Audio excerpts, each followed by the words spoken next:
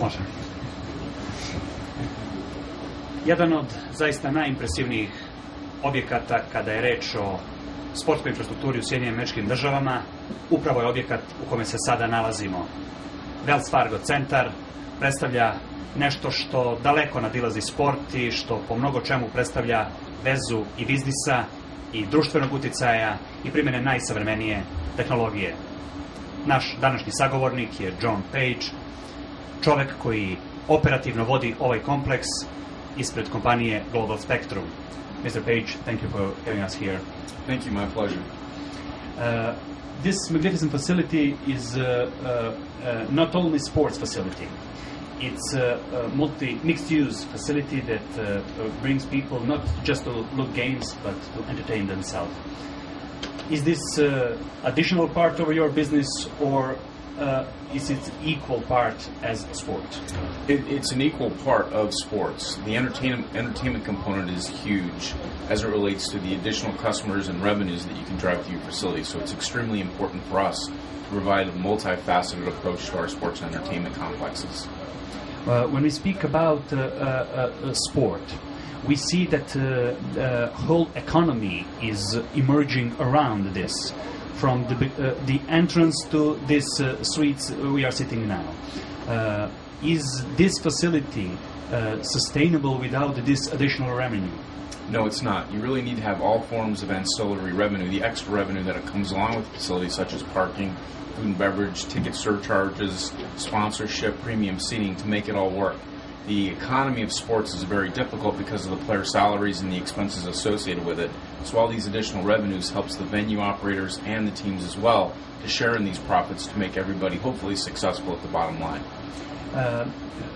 Important part of revenue when we speak about sports infrastructure is revenue for marketing, for corporate sponsors, for other investors prepared to give money for such a facility.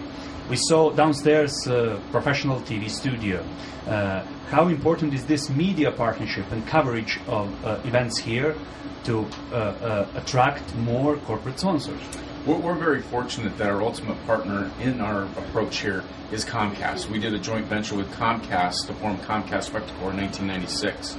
And with that came a television network and a studio on premise.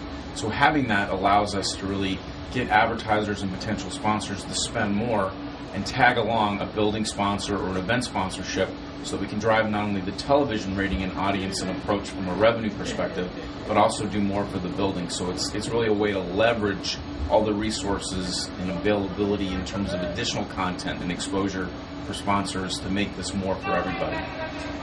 One important thing that frankly shocked us all is the fact that this is facility old 16 years. We thought that this is 2, 3, 4 years old facility. How important role in all this is quality first-class maintenance? It takes a lot of work and a lot of time and effort goes into really planning our capital expenditures on an annual basis. So we really look at, first and foremost, health and safety issues, and then secondarily, how we can drive additional revenue by putting money back into the facility. It has to be clean, it has to be maintained properly. You have to have the infrastructure working and churning along so that you minimize expenses. But it's very important to make sure that it is up to date and state of the art to allow your fans to experience a first-class facility. When we speak about sports aspect of all this, how important for sports results is the fact that they have a first-class facility, that they have a 5-star quality of service and conditions for training and for doing their job, and is possible to have good sport result without proper infrastructural preconditions? It's certainly possible, but it allows us to go out and recruit and get free agents, depending on how these teams are structured with their collective bargaining agreements. So having a first-class facility to play in and also train in really allows the organizations to have a leg up to go out and recruit or offer money to players so that they can come here and know they have a chance to train in a first-class manner to hopefully be successful on the court or on the ice to really pursue their dreams of winning a championship.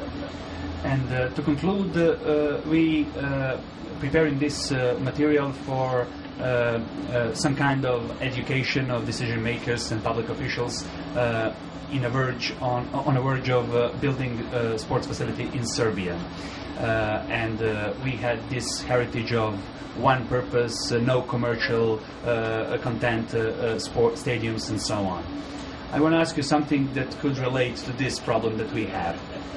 The America is the biggest economy on the world.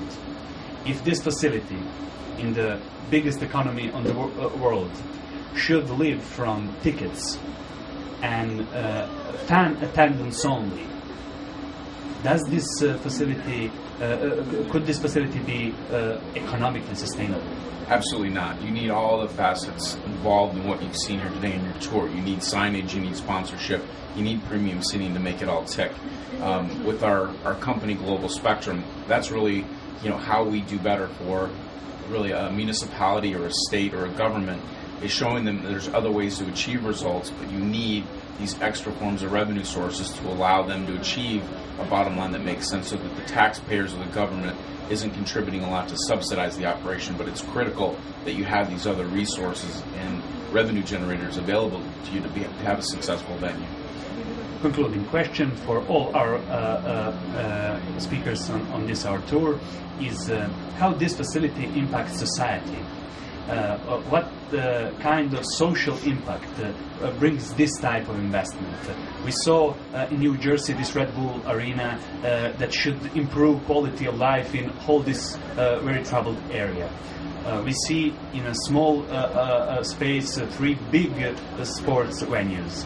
What's the social impact of this type of facilities? I think in the United States particularly, it's something that people enjoy, and it makes them feel good to be associated with a winning team.